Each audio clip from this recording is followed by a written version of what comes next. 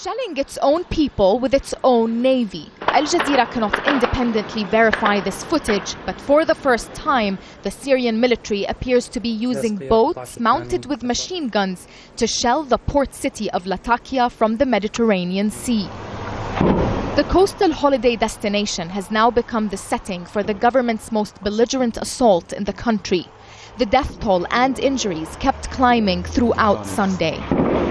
Several neighborhoods in Latakia were shelled, but the main target seemed to be the southern Al-Raml district, a nerve center for anti-government protesters, according to Syrian activists. There were military vehicles that fired at people and at the buildings. There were also snipers. There were also 2 or 3 military boats that fired for a while at the buildings. Many women and children had fled since the Syrian government renewed its assault on Latakia on Saturday. Activists say the tanks and boats shelled everything, from human beings to homes and mosques. A lot of women and their children have left the area.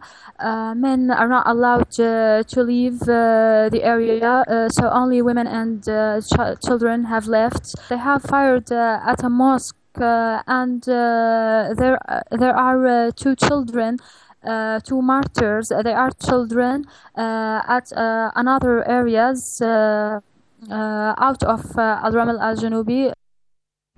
The state news agency Sana has a starkly different view of the incidents in Latakia. Its correspondent denied what he described as satellite channels' claims of bombarding the mentioned neighborhood from the sea, indicating that what is really taking place is a pursuit of gunmen who terrified people and vandalized public and private properties using machine guns and explosives, stationing on buildings' roofs and behind barricades. Despite the Syrian military's attacks on funerals, thousands participated in a funeral procession for Mahmoud Wahbi in Daria, a suburb of Damascus.